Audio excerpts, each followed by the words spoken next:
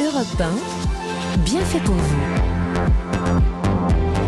Mélanie Gomez, Julia Vignali. Et bien voilà, dans notre dossier ce matin, on va mettre un coup de projecteur sur une belle opération qui a démarré hier et qui se poursuit jusqu'au 11 octobre, le Pasteur Don, opération dont vous êtes l'une des marraines en plus, Mélanie. Oui, j'ai cette chance, j'en suis très fière d'être la marraine d'Europe 1 pour le Pasteur Don cette année. Alors c'est la 15e édition de cette opération qui permet de mettre en lumière les travaux de recherche menés à l'Institut Pasteur et donc de récolter bien sûr des dons. Professeur Olivier Schwartz, on vous a entendu tout à l'heure, vous êtes directeur de l'unité virus et immunité à Pasteur. Et alors, on va pas se cacher derrière notre petit doigt, il faut le dire, on va rentrer tout de suite dans le vif du sujet. Pour faire de grandes découvertes, vous avez besoin de toujours plus de moyens.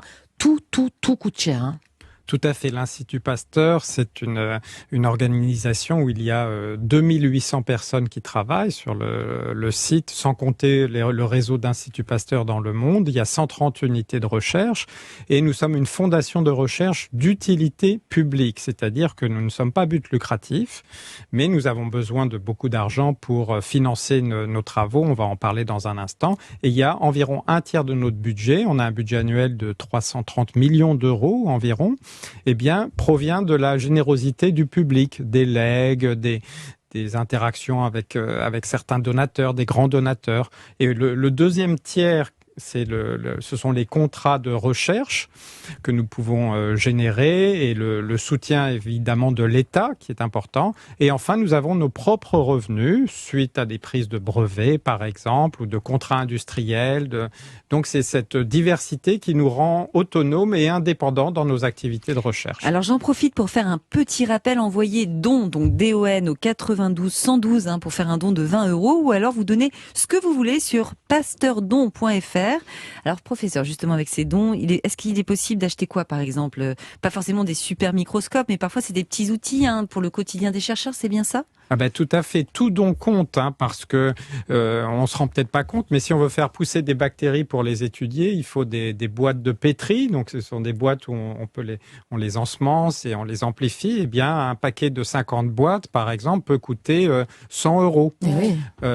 Une boîte de gants, on met des gants pour se protéger, ça coûte 25 €.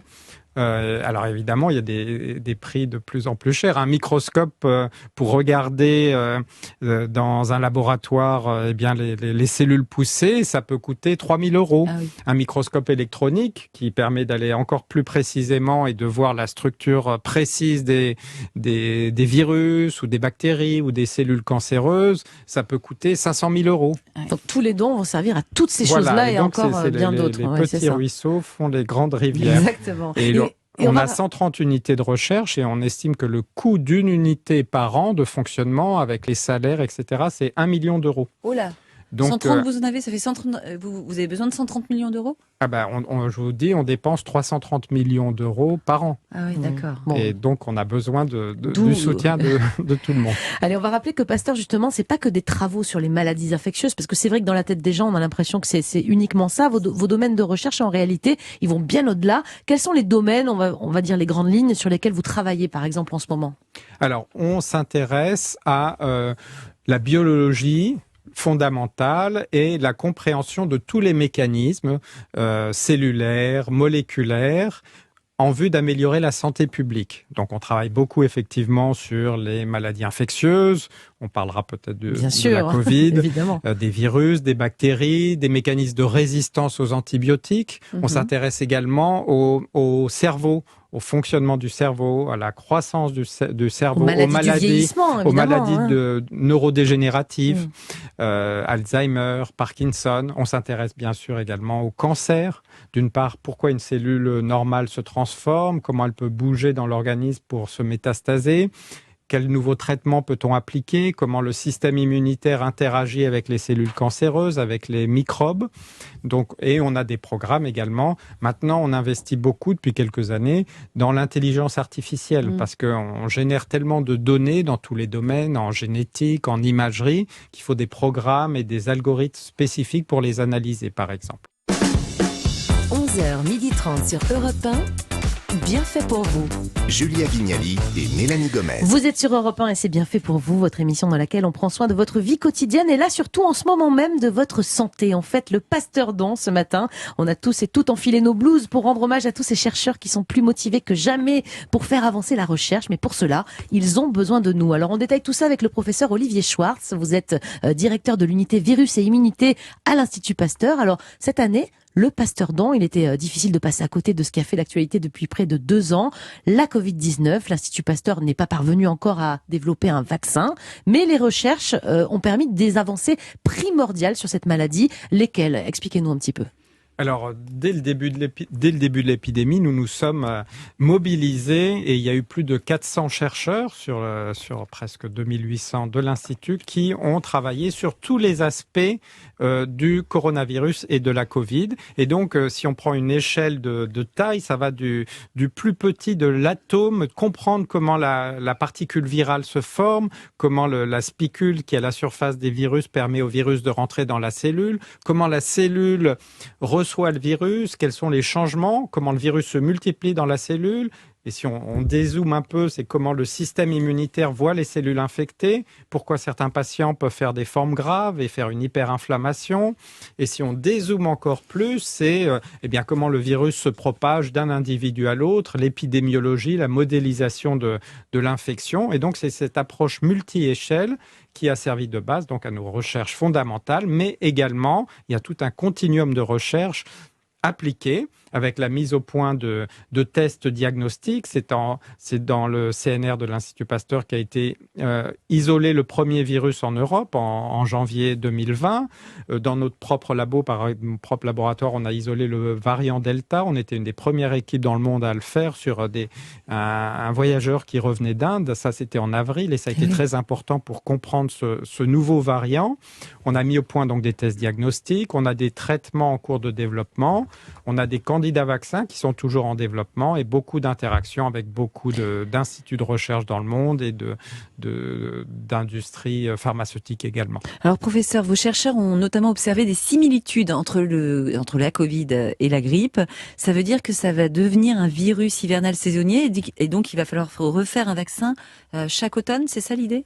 Alors, il y a des similitudes. Ce sont tous les deux des virus dits respiratoires qui se transmettent par voie aérienne.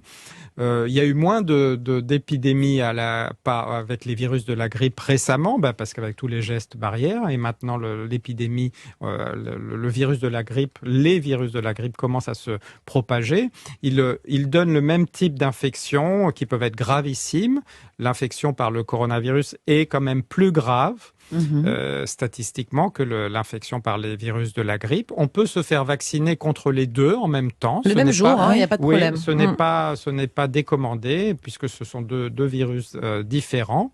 Donc il y a certaines homologies et en termes de est-ce qu'il faudra se vacciner tous les ans, c'est un peu tôt pour le dire. Je parle du coronavirus puisque là on est en train de réfléchir et d'implémenter les programmes de doses de rappel et donc combien de temps l'immunité va durer après une dose de rappel et en face aux variants qui peuvent apparaître, c'est exactement l'objet de nos recherches. Professeur Schwartz, est-ce qu'on peut dire tout de même que la pandémie a eu au moins ça de positif, qu'elle a permis d'accélérer la recherche, un grand bond dans la recherche grâce à la Covid. Certains parlent notamment que ça va ouvrir un champ incroyable dans la recherche contre le cancer. Est-ce que c'est vrai ? Oui. Toute recherche, qu'elle soit fondamentale ou appliquée dans un domaine particulier, bénéficie à tous les autres domaines. On peut voir avec les vaccins à ARN messager qui ont été un bond fantastique. Et bien maintenant, il y a des essais cliniques prévus contre d'autres maladies, contre le cancer. Ah bon ? Contre le VIH, il y a un essai clinique avec l'ARN messager qui démarre aux États-Unis. Donc ça va prendre beaucoup plus de temps que contre le coronavirus. Parce que c'est un virus bien plus complexe. Voilà, c'est un virus plus compliqué qui rentre dans les cellules de façon stable. Puis ça fait tellement d'années qu'on cherche. Oui, ça fait beaucoup d'années. Donc il y a des différences. Peut-être que ça ne va pas fonctionner, c'est trop tôt pour le dire. Mais tout ce qui... La connaissance, lorsqu'elle progresse dans un domaine, ce sont des progrès pour tous les domaines de recherche. Mais ça veut dire qu'aussi pour les cancers, on peut imaginer aussi qu'il y aura des vaccins. pour guérir le cancer grâce à l'ARN messager? Oui, alors il y a déjà des vaccins qui protègent contre certains cancers. Eh bien, ce sont les vaccins contre les virus qui causent des cancers, par exemple papillomavirus, hépatite B. Donc il y a des vaccins. Donc il y a déjà des vaccins contre certains cancers. Et d'ailleurs, les vaccins ARN ont été initialement développés contre certains types de cancers pour stimuler l'immunité. Parce qu'on entend souvent dire oui, les vaccins, ils ont été développés très rapidement, en 1 an, ARN messager. Ce n'est pas vrai, puisqu'il y avait déjà 10 ans de travail sur les vaccins contre les cancers qui ont permis de faire ces progrès. Bon, autre secteur de recherche, les chercheurs de Pasteur ont mis au point de nouvelles techniques d'opération de certains cerveaux, notamment dans le cerveau, via la réalité virtuelle. Expliquez-nous. Alors oui, donc ça c'est un chercheur qui s'appelle Jean-Baptiste Masson qui a développé des techniques très intéressante. Vous savez que quand on fait des IRM de différents organes ou du cerveau, donc en fait on a plein de couches, virtuelles. Eh bien, il a mis au point des techniques qui permettent de les empiler, et donc ça permet de reconstituer en 3D un cerveau par exemple ou un tissu, et l'aide consiste pour les chirurgiens par exemple à enfiler ces casques de réalité virtuelle pour se balader littéralement dans l'organe qui va subir une intervention chirurgicale, par exemple. Et d'ailleurs, cette technique, il a pu l'appliquer également, même au niveau de la cellule, puisqu'on a les mêmes techniques d'analyse microscopique des cellules. Et bien maintenant, grâce à ce système qui s'appelle DIVA, on peut voir à l'intérieur de la cellule le noyau, les centres de production de virus, par exemple, etc. Bon, et toutes ces avancées, encore une fois, c'est notamment grâce à vos dons pour le Pasteur Don. N'hésitez pas. Une autre maladie qui est vraiment très fréquente sur laquelle vous travaillez, c'est l'asthme, qui touche 10% de la population française. Et là aussi, parmi vos chercheurs à l'Institut Pasteur, il y a le développement d'un vaccin, c'est ça, contre l'asthme? On en est où? Alors, donc là, on est en phase préliminaire. Effectivement, l'asthme touche environ 300 millions de personnes par an dans le monde, et on estime qu'il y a au moins 250 000 décès. Donc, c'est une maladie hyperallergique. Et donc, c'est l'équipe de Pierre Bruns et de Laurent Rebel qui a mis au point ces techniques. Donc, maintenant, il y a des traitements, et on prend bien sûr des anti-inflammatoires, mais il y a des traitements plus spécifiques qui visent à bloquer ce qu'on appelle des cytokines inflammatoires. Biothérapie, c'est ça, par injection. Voilà, des cytokines de type 2. Bon, elle s'appelle l'IL4, l'interleukine 4.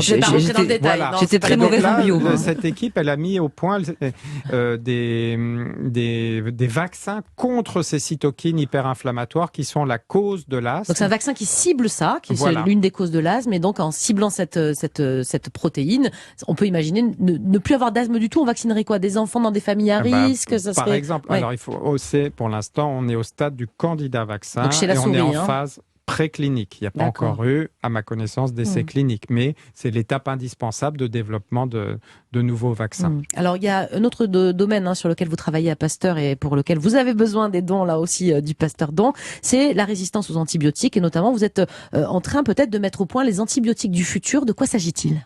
La résistance aux antibiotiques est un problème majeur, et d'ailleurs ça a été notre axe stratégique numéro 2 en 2018 lorsqu'on a établi le plan stratégique pour les 5 prochaines années. Et effectivement, c'est un problème très important puisque les bactéries deviennent de plus en plus résistantes du fait de l'utilisation massive d'antibiotiques. Donc on a des programmes pour comprendre, déjà au point de vue génétique, la circulation des bactéries résistantes pour pouvoir les identifier. Et on a également des programmes pour contrer cette antibiorésistance. Je pense par exemple à l'utilisation de ciseaux moléculaires et de nanorobots pour essayer de cibler avec ça s'appelle des phages, donc ce sont des virus qui vont infecter les bactéries pour pouvoir les éliminer. Et donc là, toutes les stratégies non conventionnelles sont mises en route, et là encore, on est en phase préclinique, mais on espère pouvoir progresser rapidement. Ça donne envie de donner tout ça. Merci Mélanie. beaucoup, professeur Schwartz, de nous avoir accompagnés ce matin à l'occasion du Pasteur Don, opération durant laquelle on fait bien sûr appel à la générosité de tous. Les chercheurs ont besoin de nous. Alors je le rappelle, vous pouvez envoyer don par SMS au 92 112 pour faire un don de 20 €, ou alors donner ce que vous voulez sur pasteurdon.fr. Et d'ailleurs, puisqu'on est dans la solidarité ce matin, j'en profite pour vous signaler que lundi prochain aura lieu le concert caritatif Leur Voix pour l'espoir, présenté par notre collègue Laurie Choleva. Le but de ce concert est de récolter des fonds pour aider la recherche contre le cancer du pancréas. Donc prenez note. Et donc c'est ce lundi. lundi 11 octobre, à 20h30 à l'Olympia. Il y aura Amir, Claudio Capéo, Chizas, Benabar, Gaëtan Roussel ou encore Gauvin Cers.